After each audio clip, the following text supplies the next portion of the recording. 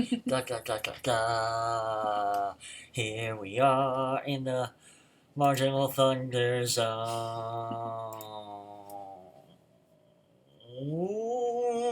Welcome to the culture, language, and art. Lightning. We are in a thunderstorm right now, and there's a tornado warning apparently that I was just handed by myself because I am the producer. So you're probably going to hear some of that throughout the night. Welcome to the Culture, Language, and Art of the Worker show. I am Sparks, the god of thunder, and I am commanding, I don't know, stuff. I'm too thrown off by like nature and all my thoughts. Somebody else go. I'm Maddie, the girl with the magic, ever-changing hair. And I'm Parker. And I'm sore as fuck.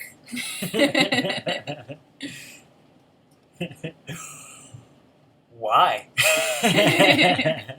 Elaborate. So I went into it with my workout today, and then I had to go pick up tiles because I am putting wood flooring on in my house, and that was 11 cases, and they're like 32 pounds a piece. Fun. Yeah.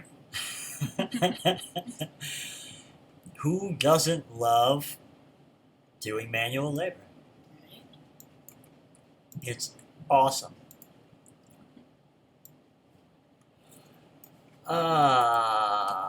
Tonight we're going to talk about a few things. Mostly, I'm going to try to break down some Marxist concepts in as simply as I can, and if you're lucky, you might get a preview of a thought experiment I'm working on, or not.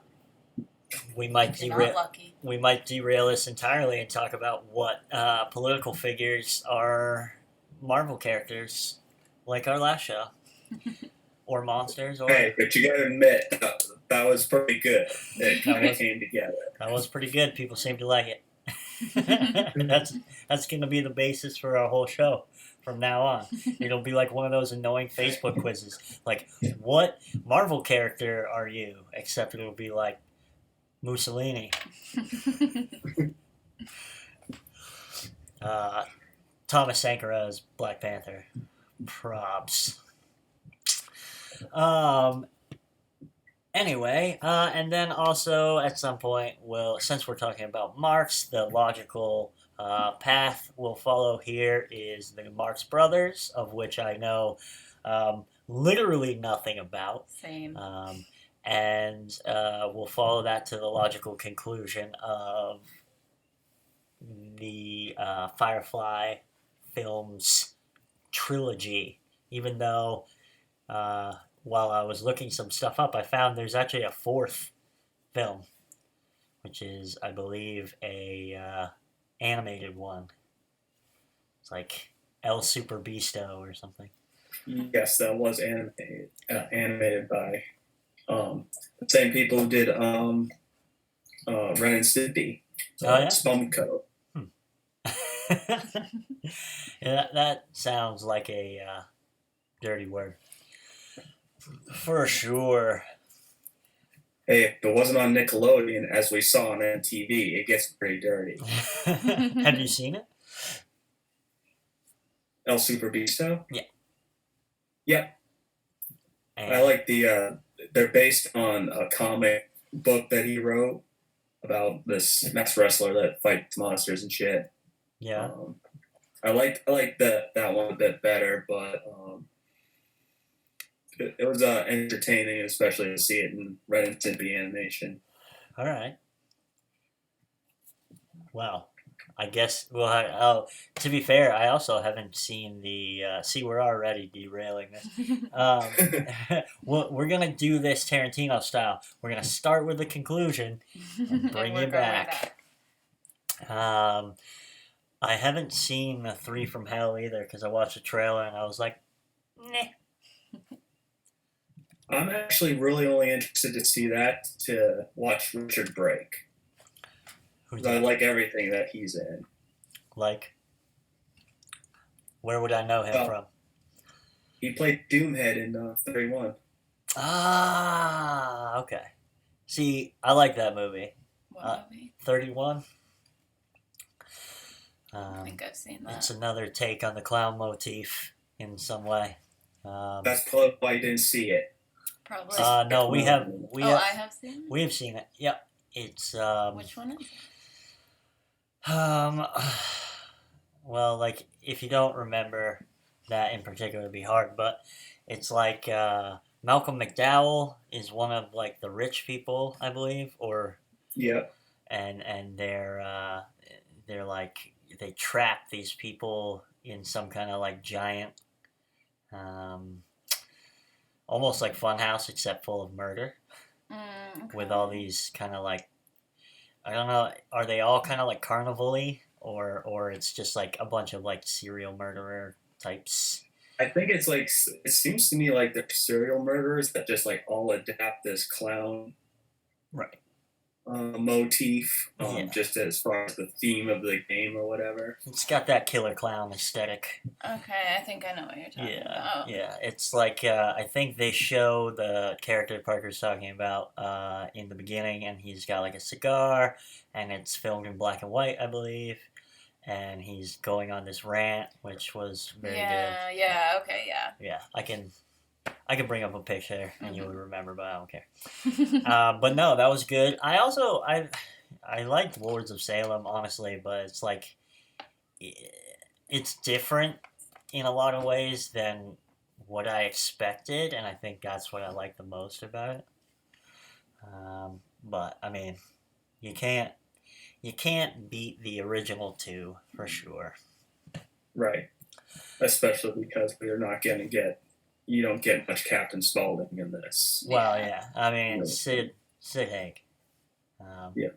Just I like watching older movies now, and he'll pop up randomly in one. I'm like, oh, hey.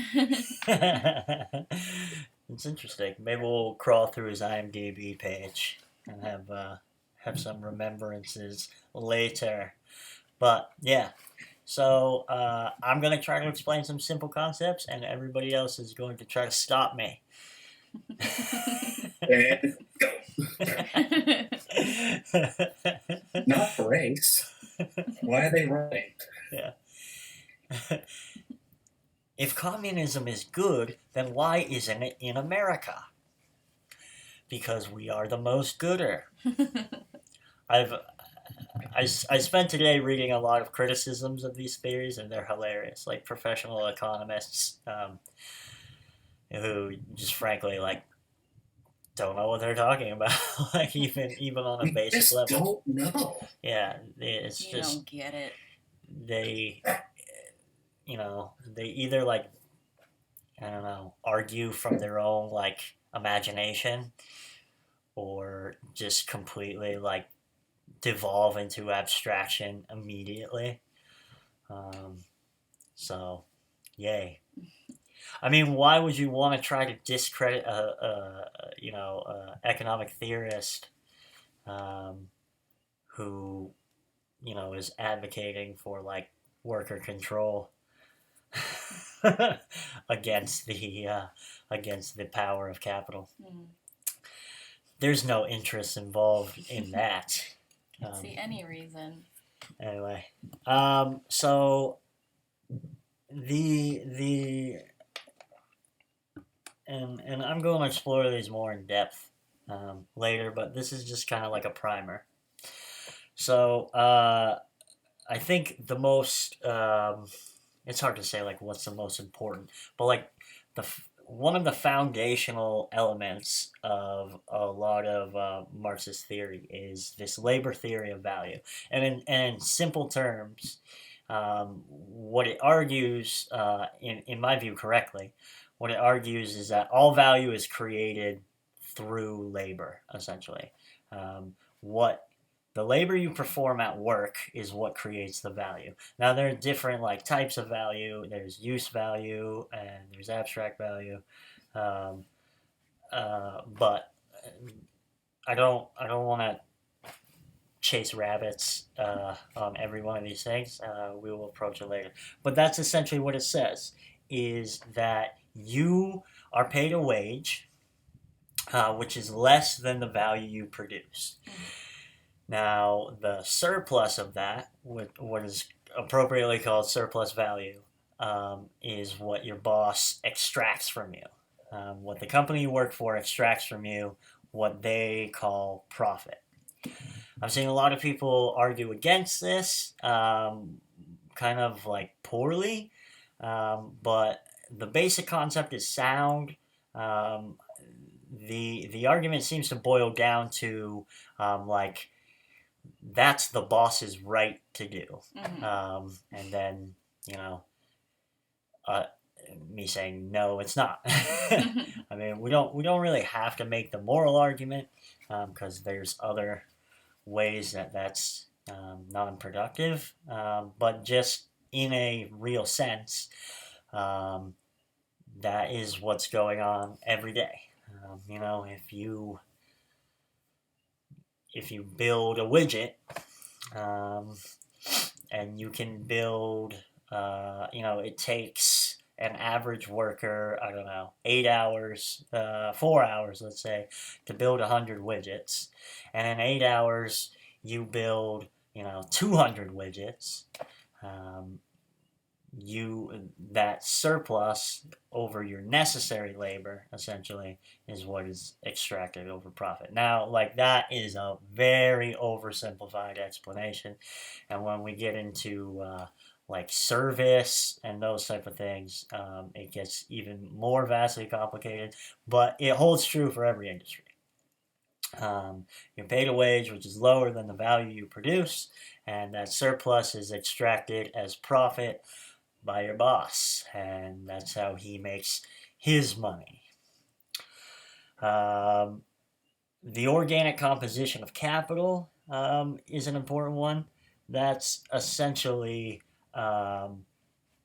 constant capital, which is like the means of production, essentially. It's the materials and the machines and the dead labor, what's left over from the last round of production, essentially. It's non-human labor.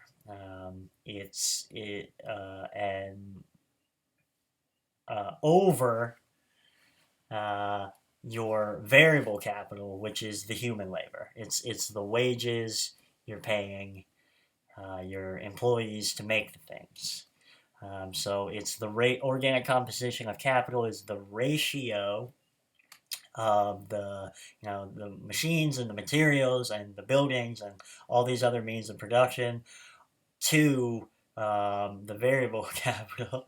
I keep seeing lightning. It's crazy.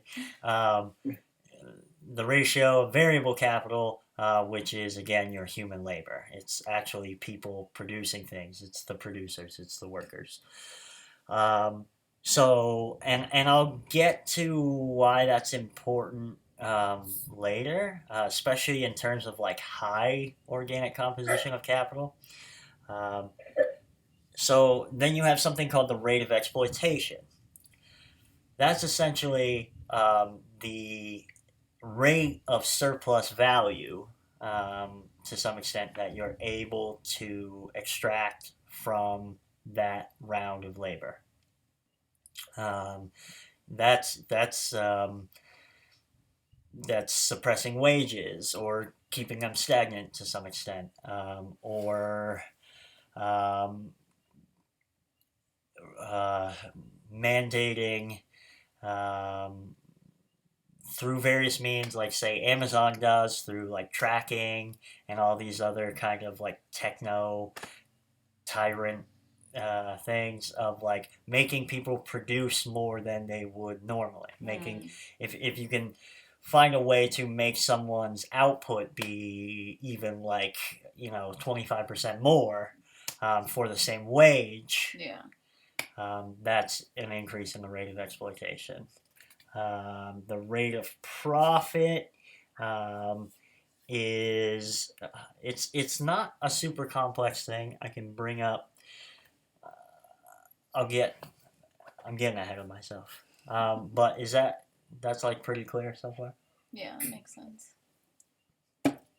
So we started with like your boss is screwing you. Right. I'm not going to make like value judgments here. This isn't about like a moralistic argument for the most part. This is saying he has to, due to the nature of the system, due to capital accumulation, he has to keep accumulating.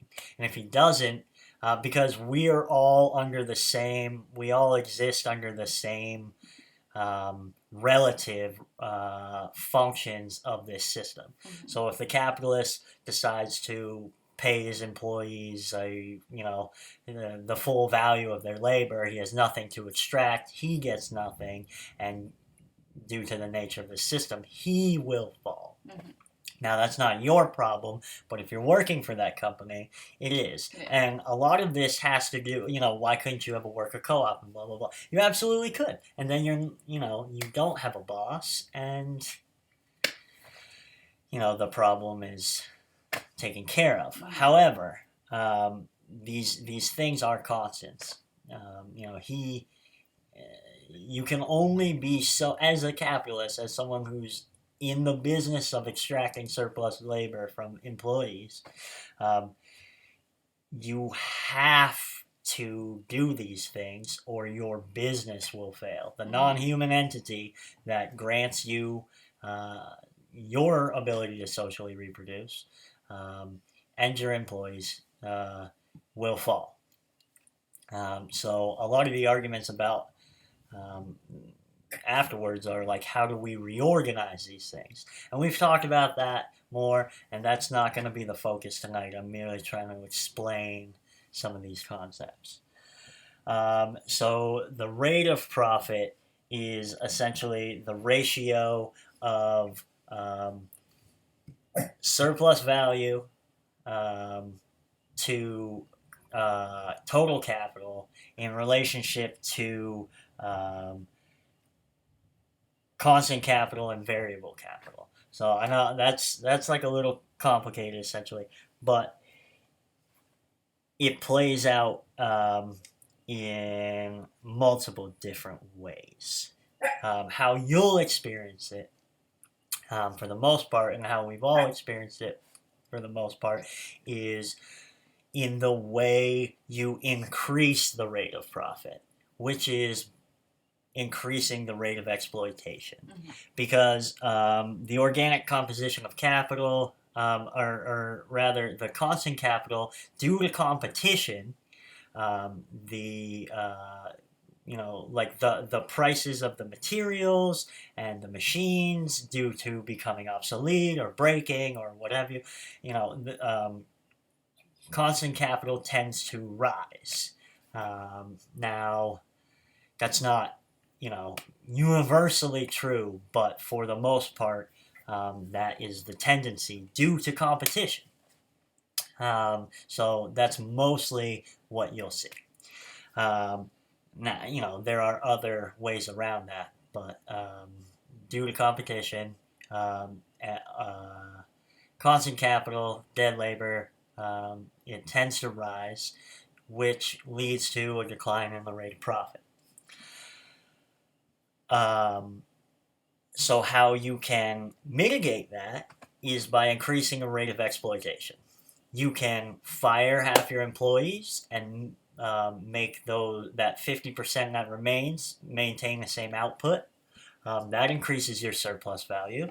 You have the same output, but you're only paying half the wages. Now that has other complications, which I will definitely get into when we do a whole episode about the tendency of the rate of profit to fall, because that is a whole thing.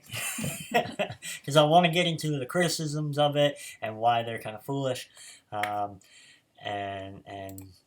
etc. But something I do want to bring up. Let's see if I can bring it up here.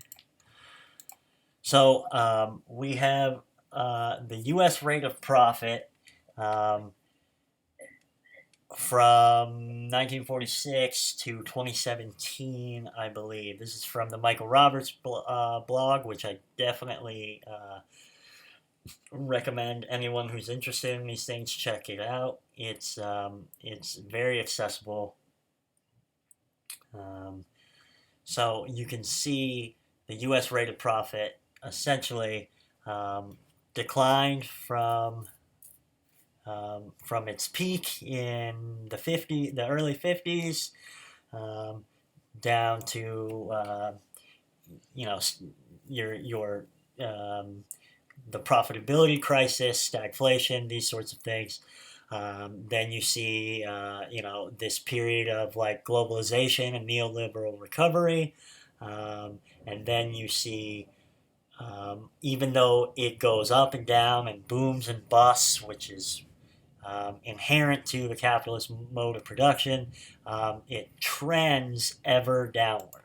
And that's the point of what we're talking about, is the tendency of the rate of profit to decline. If you look at 2 years, it might look, if you looked at the recovery after the recession, let's say, it might look like the rate of profit is increasing. In that graph you can see, let's bring it back up here for a second. From let's say 2002 to the recession, it was rising till about 2006, and then sharp decline, and that's what we experience as the recession. Then we see this recovery here, which leads us to now, in the moment we're in, as the rate of profits continue to decline. So it's going to continue trending downwards. So what are the reasons for this? Now that's a question I'll have to get into deeply, but as an example, a real tangible example in the real world, we can talk for a second about the fracking industry. The fracking industry is, along with, a lot of the corporate sector, is heavily burdened with debt. Fracking has never made a profit, as an industry, has never made a profit. From what I've seen, the debt is coming to maturity, I believe, over the next 7 years, with most of it over the next year and a half, I believe. So this industry that's never made a profit, that has crazy amounts of externalities that affect environments and people, it poisons water and does all this stuff, but has allowed us to supposedly make some profits, and natural gas is so great, and blah blah blah. It's a dying industry. It is not that old of an industry, but it's heavily burdened with debt, because essentially the organic composition of capital, they have a high organic composition of capital. So the initial investment is so high that you can never make a profit. To some extent, that's partly the reason why it's such a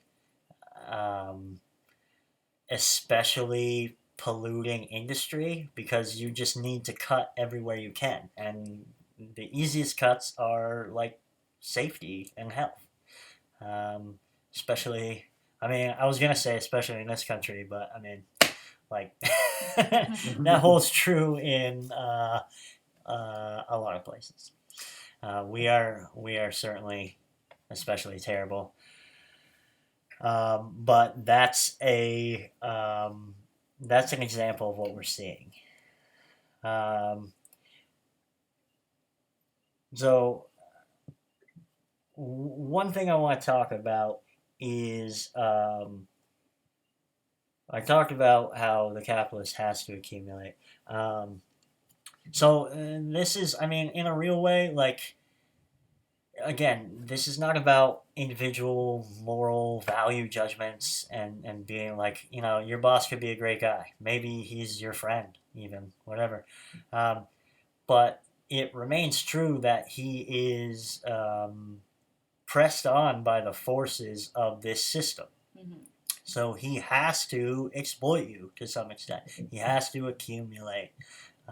This is the intrinsically exploitative nature of this system, where, say, one person owns what is produced, and in turn owns the value of it, and then pays you what he wants to, essentially, so that he can socially reproduce himself. And that's when Marx talks about the alienation from our labor. Alienation, good movie.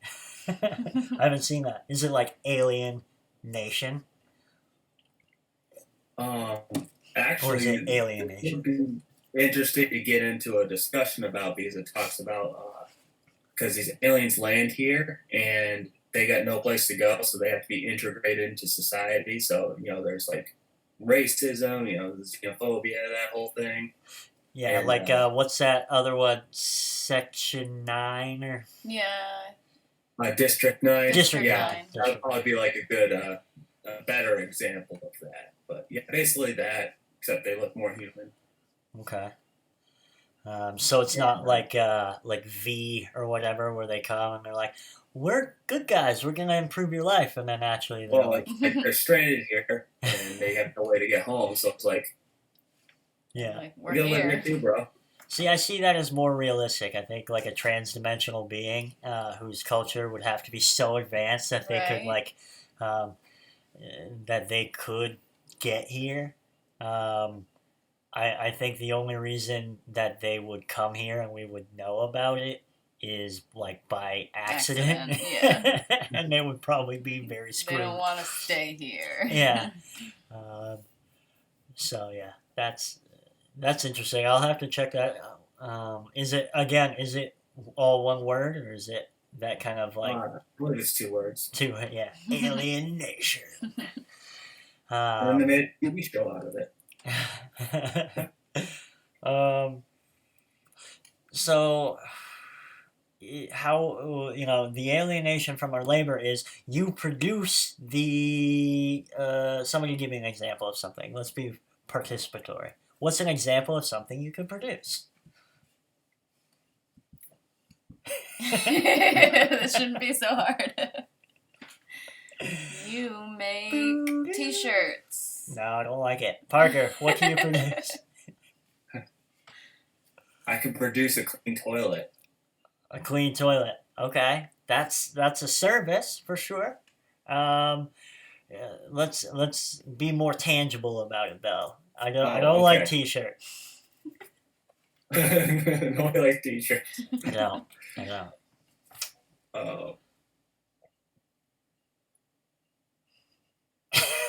I just enjoy how much everyone's struggling with it. It's funny to me.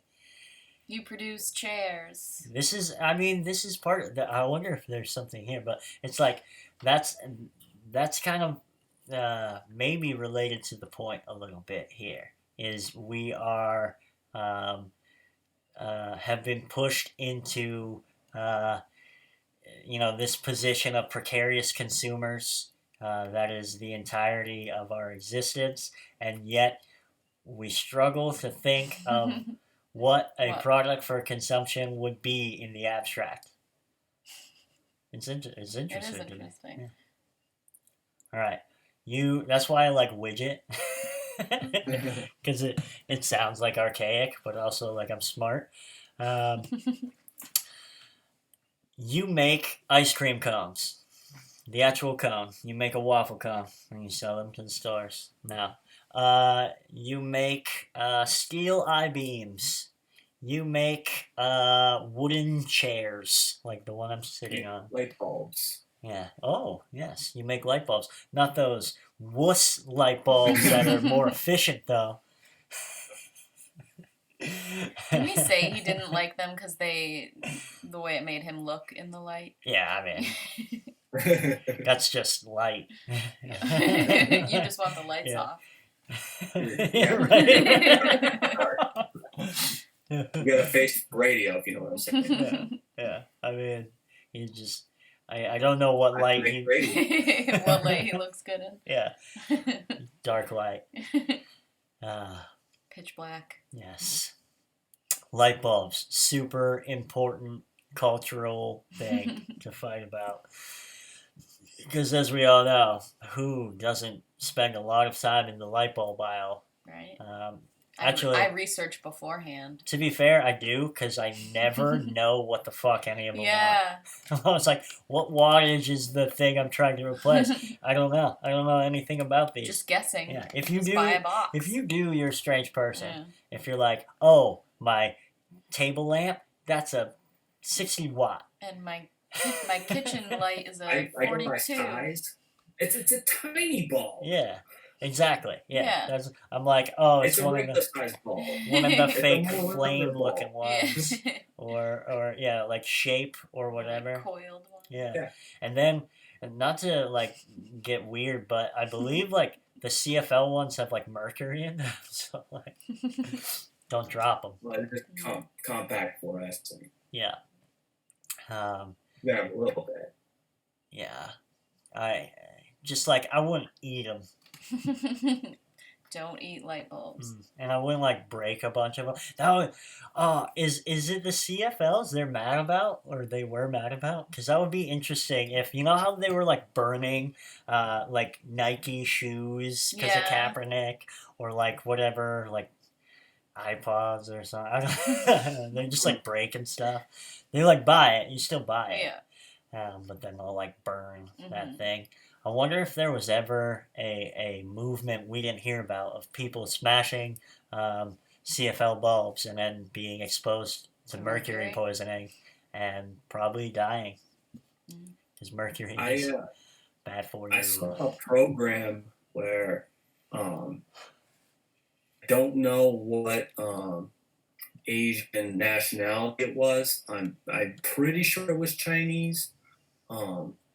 But they were feeding. They were like in school, like, oh, no big deal. You got a broken fluorescent light here. Hey, everybody, have a piece, and they're eating it. Yeah? What? Yeah, don't eat light bulbs in Yeah. general.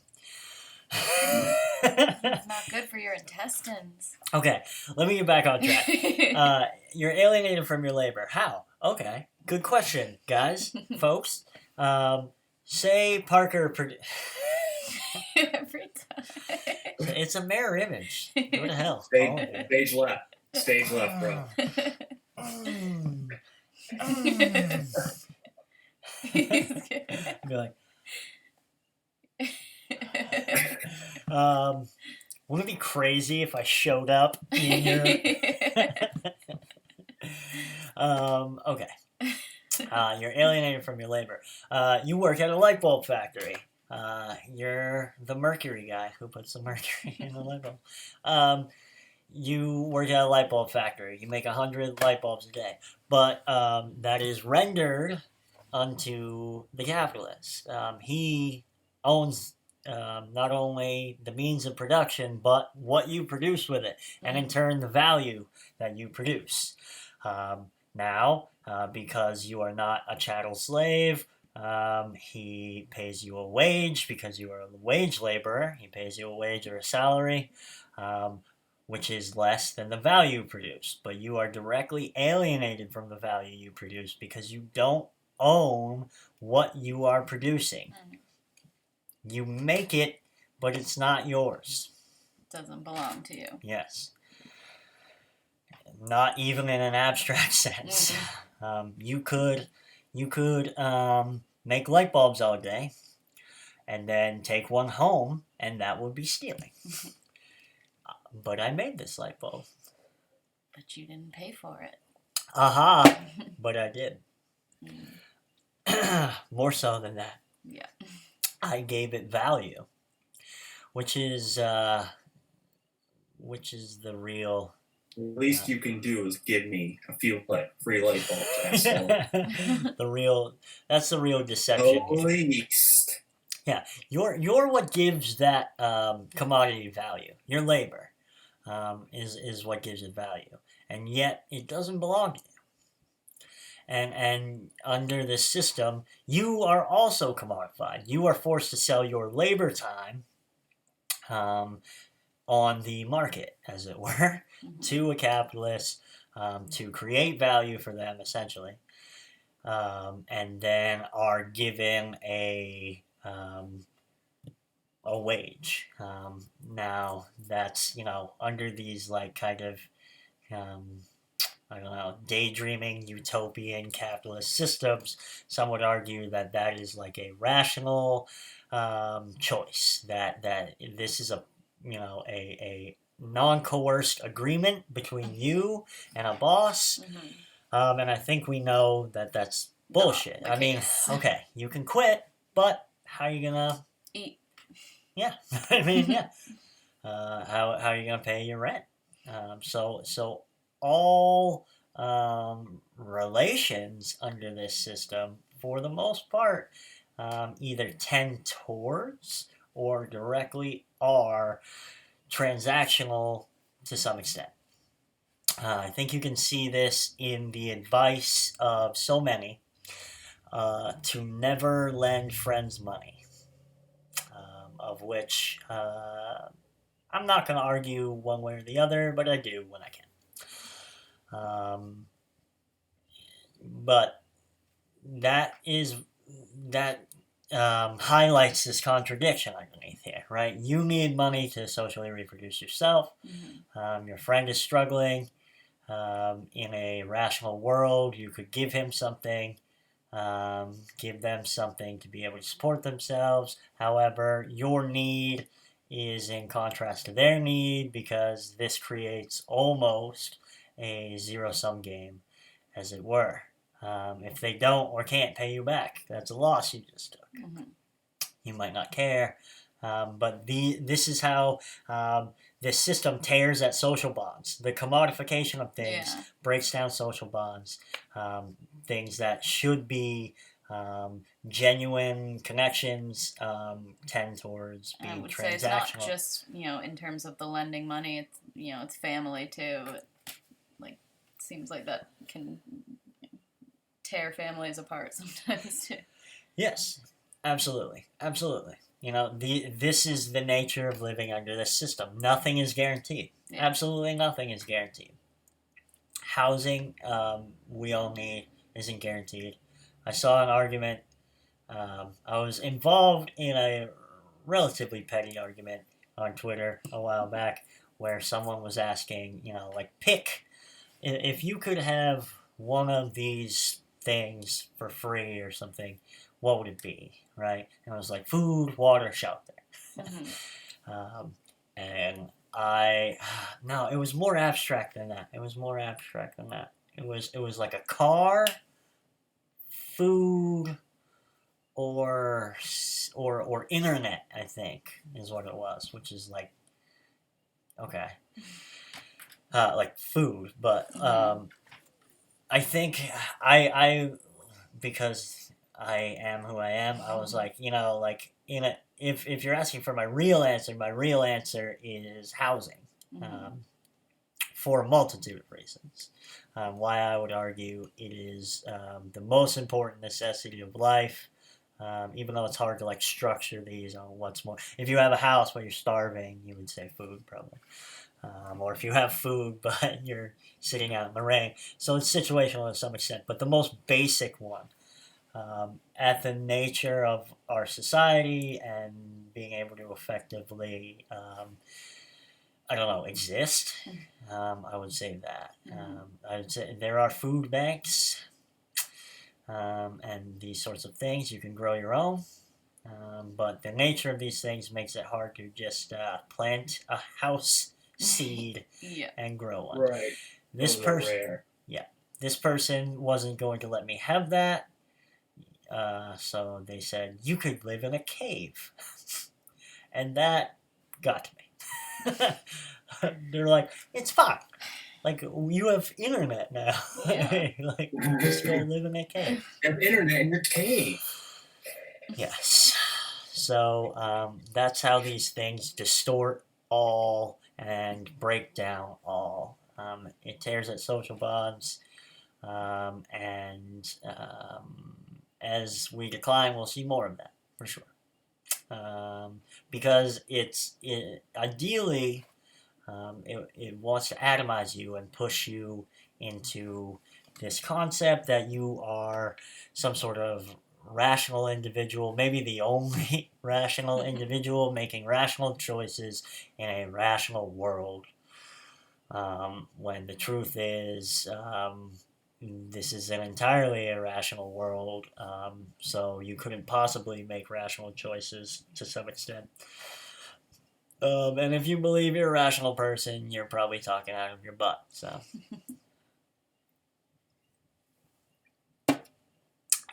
That's a neat trick. right.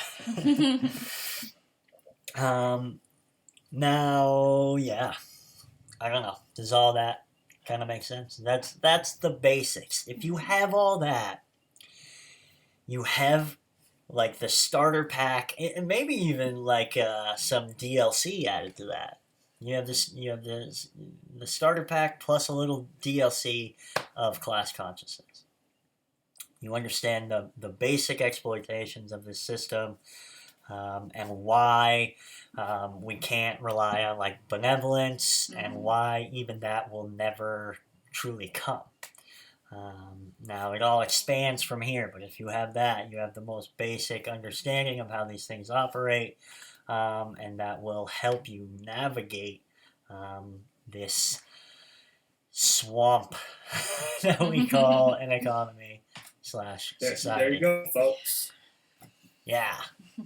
Cool. Anyway, Groucho Marx, what's up with him? How? I think you told me earlier, but how again are they? They ain't coming for us. I think you told me earlier, but how's the Devil Firefly family connected to the Marx brothers? Basically, Firefly family, they aren't who they say they are. So they and they have all these Marx brother characters from various movies, and they're just using those as aliases. Right. That's why one's like Otis Driftwood. And and Captain Spaulding. Captain Spaulding, yes, yeah. Sid Haig was a beautiful man. He was. Tall, bald, and nearly always bearded, Sid Haig provide hulking menace to many a low-budget exploitation film and high-priced action film.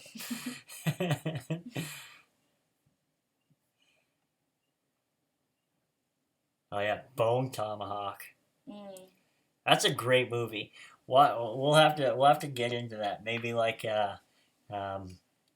Westward Expansion and Bone Tomahawk would be good to talk about. But man, that's a crazy good movie. He's in a music video, I think, for Twisted. That ICP adjacent band. Oh yeah. I've heard that one in a lot. Yeah. Oh yeah, he's in Lords of Salem.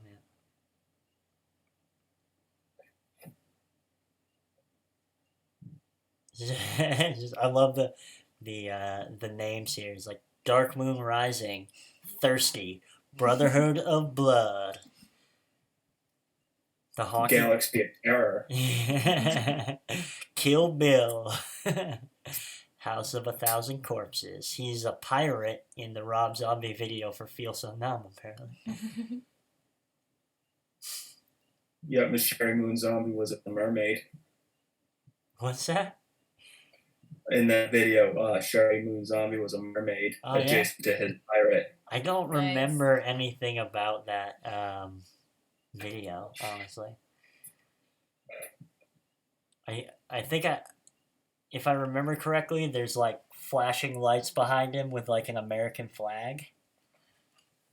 Yes, Is that? that's part of it. Yeah. Is that he was in 2 episodes of MacGyver as different people over 2 different years.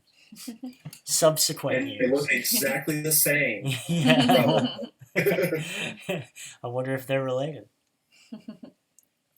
It's like It's Always Sunny in Philadelphia when they were doing Lethal Weapon, and they had the Swedish twins Charlie played. Yeah. Exactly what happened.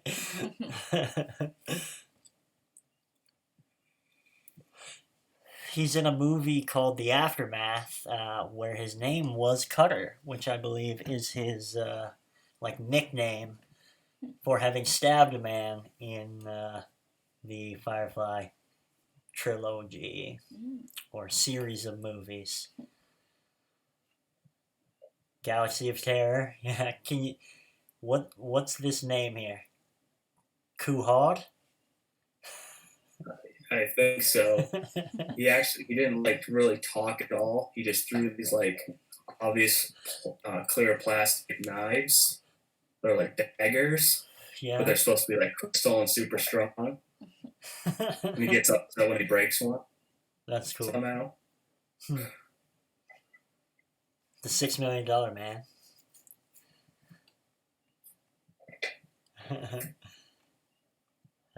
That's awesome.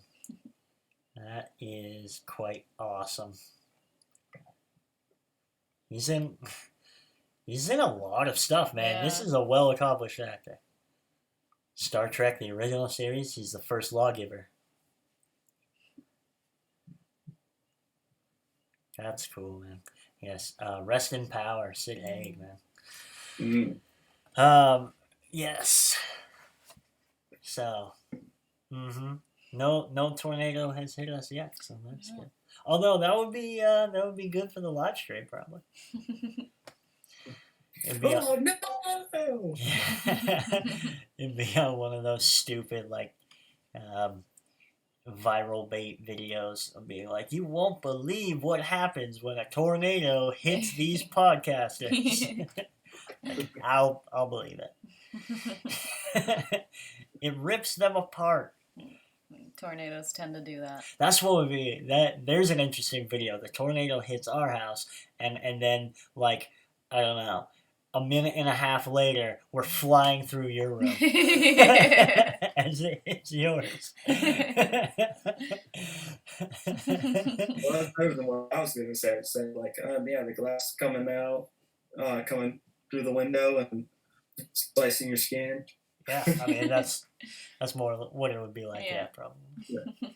You'd be like out on your porch watching the tornado, and you would see me. You'd be like, "Oh, there's sparks," and then you would be like, "Oh, there's another sparks," and then you would be like, "No, that's the same sparks." That's a lame Twister joke I was trying to make. Twister. It's crazy that there are people that chase that stuff, man. Yeah. That's scary. That must be interesting. Yeah, especially like the movie Twister, where they're trying to shoot the machine into it. That's what I'm talking about, yeah. What, Dorothy, I think? What's its name? They kind of gave it away right there. They should have just hopped on a broom and they'd be fine. There's no place like home. Yeah, that was, that's an interesting movie. Because it's like, they spent all this time, like, and probably who knows how much money, like, trying to get these, like, little balls up into the tornado for whatever reason. And, like, what they ultimately do is, like, cut up a bunch of aluminum cans and make, like, fins for them. It's like, yeah, lift is a thing. So, yeah. And then, I'm not really sure about the physics of it, but at the end there, they, like, is Helen Hunt, I think.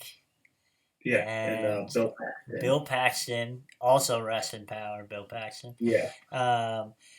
And he, like, chains the both of them to, like, a pipe that's in the ground. And, like, a tornado goes right over them, and it's just like, don't let go! And it's like, oh, that's... Good thing there was a chain in this pipe, which is apparently, like, tie it around your waist. Yeah. See what happens. It's apparently like attached to the center of the earth so that it was not pulled up. That's crazy. I mean, that's just movie physics and physics of fantasy in general. Mm. Not to like delve into like any superhero shit, but like every time a superhero is flying and they catch somebody from like 10 feet from the ground or whatever, they're more likely gonna break them. Yeah, right. Yeah. Save them too much, Force still exists. Mm. Yeah. Yeah, there are so many like movie scenes where you're like in real life you would be dead right there. Yeah. Or severely injured and Yeah. wish you were dead. Yeah. Yeah, I wonder how that would affect, like those lame X-Men movies where they're like going to the past all the time and shit. When Yeah. like Quicksilver like grabs people, he grabs like 100 people in like a half a second, and then like at one point I think he like punches somebody and all these other things. Like you would be Yeah. the speed he must be traveling Mm. relative to time itself. Is so ungodly fast that I'm not sure how he exists necessarily, and B, yeah, that would hurt. Yeah. Yeah. Like if somebody grabbed you and put you out of harm's way at whatever speed he's traveling to be able to like get you away from an explosion, you and 15 other people. It's like, yeah. Yeah, and that's a great example of it. That's kind of why I find it hard to believe like he's a mutant, because like how can somebody like that exist realistic? I mean, I know we're talking like fantasy here, but that's fucking crazy. That's why I kind of believe the Flash is a little more believable, because he's just like this weird external force that's made his body able to do these things. Right. It's like mystical. Star Labs got him. Well, like, Quicksilver and what's her name? Scarlet Witch? Yeah. Are Magneto's kids, yeah? Yes. So they're like demigods like him. Essentially. I would argue Magneto's a demigod. I should have stated my premise first and foremost. If you were distributing powers, this whole like I'm a psychic thing was always lame to me.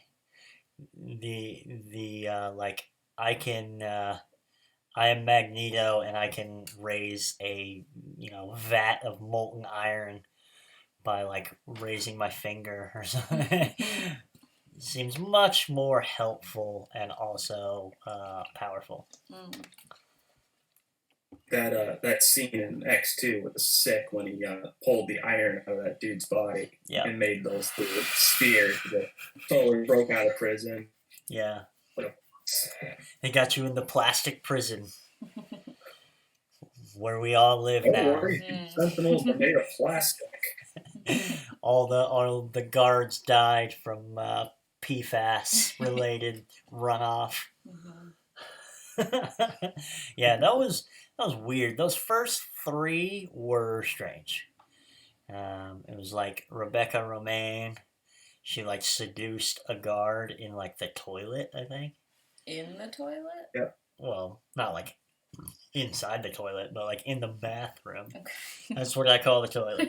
If you're in the bathroom I do with not me, call the bathroom the toilet. well, that's its in primary the function. bathroom. That's its primary function, man. In the toilet. I'm going into the toilet sounds different than I'm going into the bathroom. Well, if you're in the bathroom with me, that is my bathroom. So whatever. So you are subject My to whatever stuff would beg happens. to differ. That is the toilet.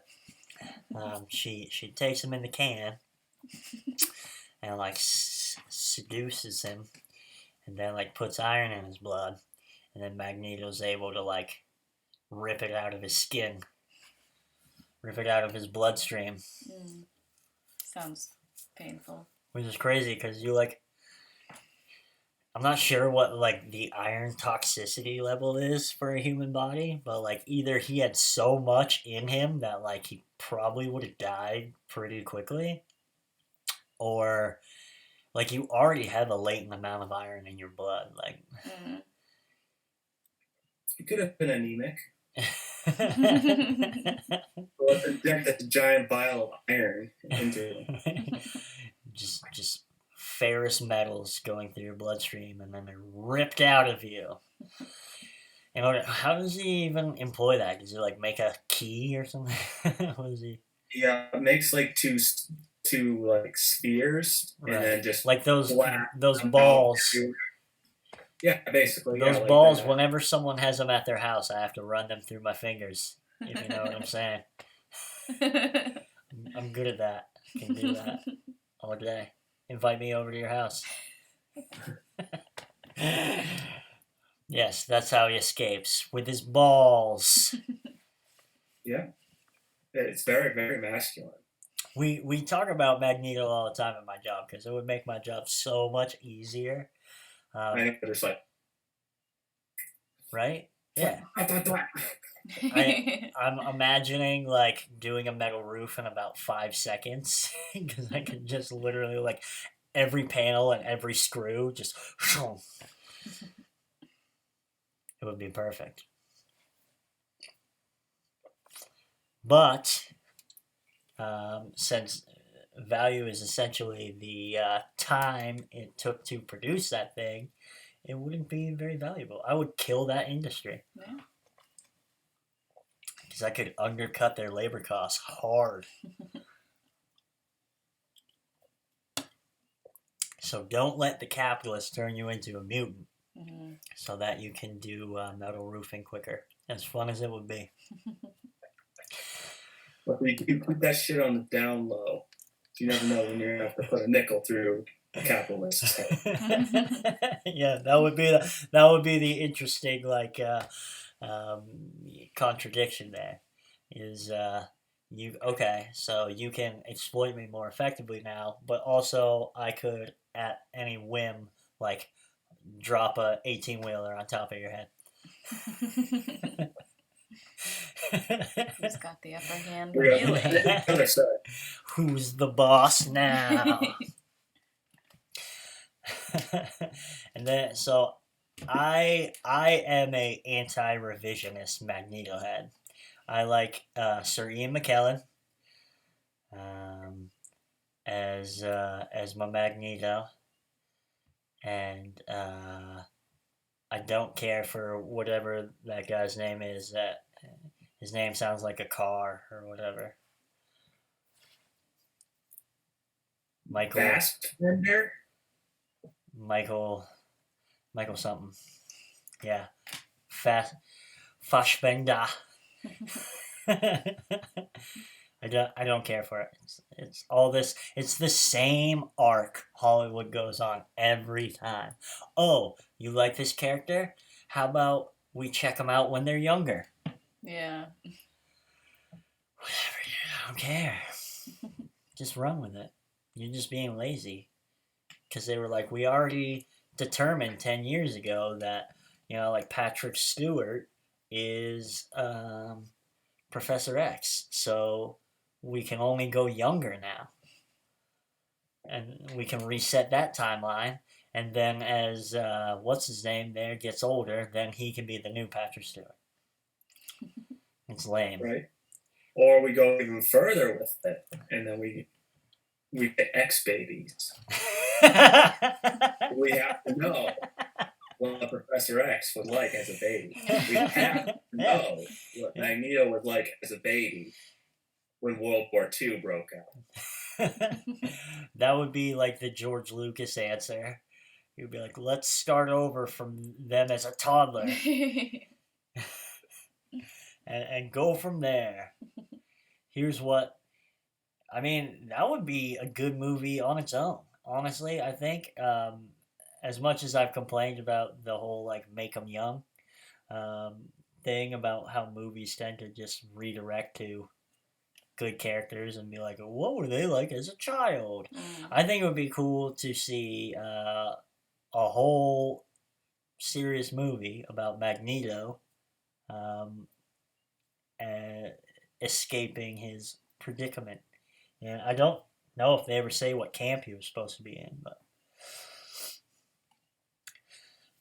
I think the only good conclusion there would be him just killing all the Nazis. Yeah, see, that would be fun to watch. Right. That's the movie right there, Mm. man. That's the movie. There you go. But to be fair, they would not make X babies because most mutants manifest their powers when they're like entering puberty. So we'll get really young teenagers next. Preteens. Yeah, that's what they did with that. What was it? They had an animated show that was like that. Oh, X-Men Evolution. Yeah, X-Men Evolution. Yeah. We're in high school. Yeah. Yeah. So it was like Shit, that. it's like Mean Girls, but they're all mutants with powers and can kill you on a whim. That's what all mean girls in high school are like. Well, I'll take your word for it. Just- I was a different kind of mutant. Yeah, you were a beast. If Beast was constantly funneling hallucinogens into his face, then yes, that is me. I'm pretty sure that happened. That would be an interesting movie right there. Lots of good ideas. Yeah, see? You don't have to recreate the same old Seriously. nonsense, Hollywood. Just give us a call. Become patrons. If you're a Hollywood producer, become a patron. Send us a message. It's $2. You ain't doing nothing right now. Hollywood's closed down. Seriously. You ain't got nothing You're going welcome on. for all these ideas. Yeah. Just free ideas. But no, we need like another Jay and Silent Bob movie, which is ironic because it's making fun of all the remakes.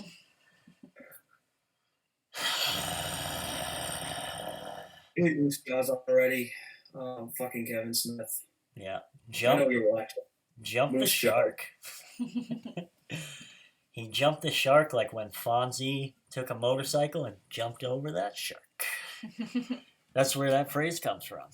Very, very popular phrase. Happy Days. You ever watch Happy Days, Parker? Oh, absolutely.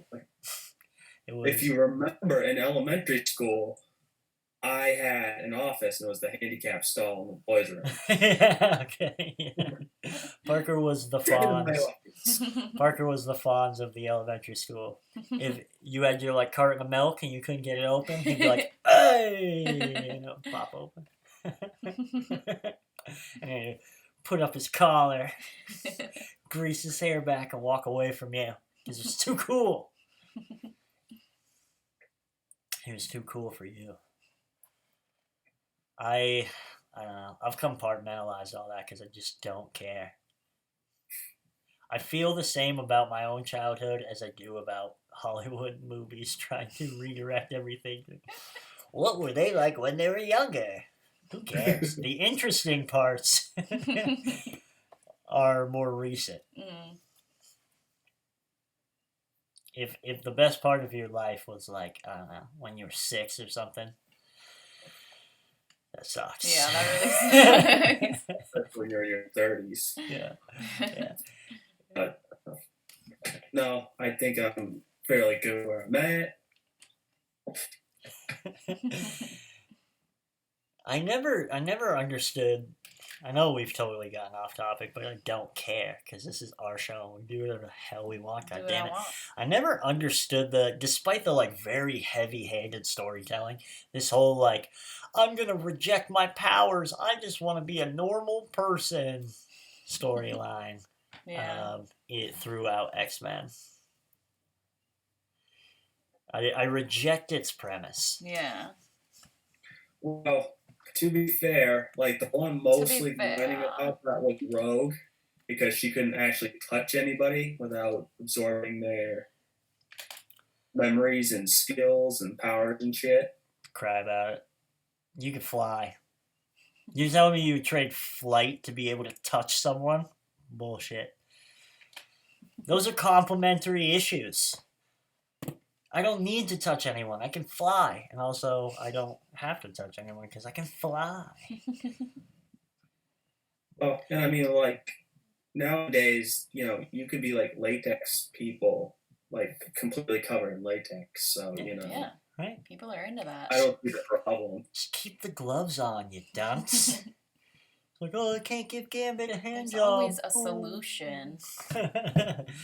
Listen, I'm gonna tell you something. He's Cajun. He's not gonna give a shit. You can have the fucking, you can have a boxer's mitt on, and you break him up, and he'll be fine. He's probably covered in all sorts of like cayenne pepper and all sorts of spices.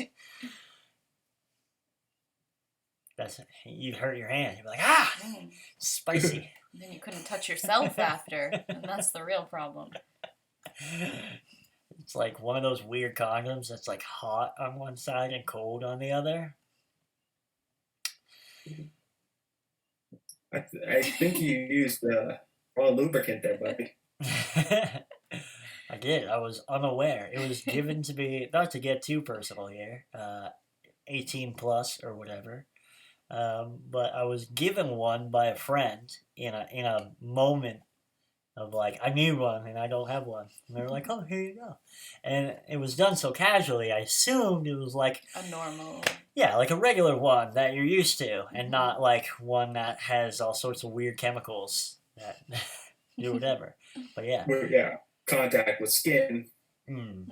Yeah, and then this winter fresh feeling began. And then she didn't say anything, but I could tell. She thought something was off. Because it was like I don't know, like Fire and Ice or one of those stupid like things. Like I don't know how boring are you at sex? Yeah, that you need that. Whatever. Like no judgments, whatever. But like weird. Like you just put it in, let the chemicals do the work. Yeah, I don't. Whatever. I think the minty part is supposed to like slow your roll, but it didn't help me. I just fired. After I was like, there was what slowed it down. It's probably not even. It's not because of the mintiness. What slows it down is because you're like, what is this feeling? Why is this like this? Why That's is this not happening? normal. Yeah, it's like when you bite into a York peppermint patty. You get the sensation. It was strange. It was strange. So yeah. Yeah, so it's like to fuck a junior man. So yeah, I reject the premise outright that these mutants would like get all emo and like reject their powers. I get why society would want them to. Naturally, yeah, that was pretty plain right there, if anything. But it's not like they were like, what are those things people call Morlocks? Yeah. The underground. Yeah, the sewer dwellers there. It's not like they were like totally cast out. You know? But anyway. I mean, yeah, whatever. Rogue, like, Scott Summers shot laser beams out of his eyeballs. But who cares? He gets sunglasses, bro. Right? Yeah. That's all you need. Figure it out. Right? Somebody pulls off your sunglasses, well, they're going to learn. That's their problem. Yeah. Don't touch me, man. Don't touch my sunglasses. It would be a problem if you had a child. Does Cyclops ever have a child? Yeah, Abel. Is he able? Did he die? Oh, Cable. Cable. Yes. Cable. Cable is Cyclops' child? Right, because he's a time traveler. Yeah. Weird. That's an unnecessary connection. Interesting. I did not know that. Learn something new every day. This is true. 2 or 3 things. But yeah, I mean, I'm surprised he survived infancy because every time I put my glasses on to say read or see properly, my child will deliberately come up to me and rip them off my face. Mhm. So the house would be full of laser beams.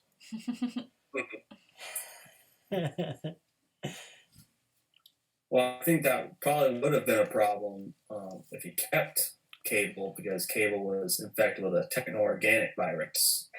Yeah, like COVID. If COVID, well, I mean, he does have a 19 at the end of it, so I guess it is techno-organic. Yeah. So they sent him into the future to be cured. Yeah. That's how it's spread. As you do. Right. Naturally. That's interesting. They like Moses him to like a time where maybe they figure it out. Is that storyline? They're like, oh, you have a disease. We'll send you forward in time. You have the technology to be able to send someone forward in time, Right, which, as the little I understand about time travel, would be impossible. You can only go back. Mhm. And only to the point where time travel was discovered. Yeah. But so they have time travel technology, but they can't cure a disease. Mm. That's right. Seems odd. All right. I'm starting to believe maybe X-Men is bullshit now. Maybe none of that stuff ever happened. Maybe.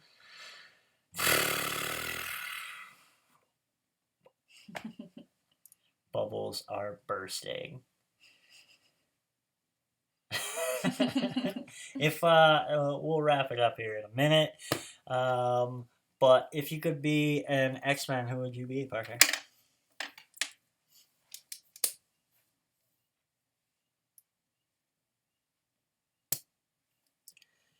Think about it.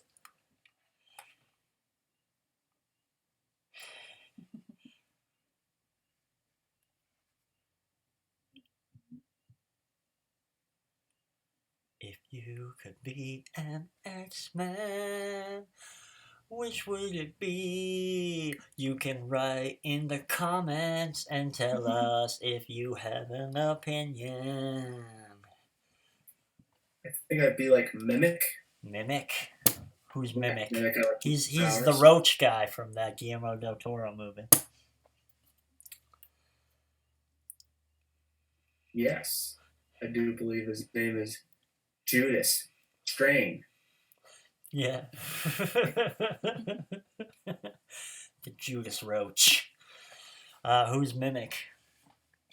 I don't know a ton about him. I just know he can absorb other people's powers and utilize them, which is cool.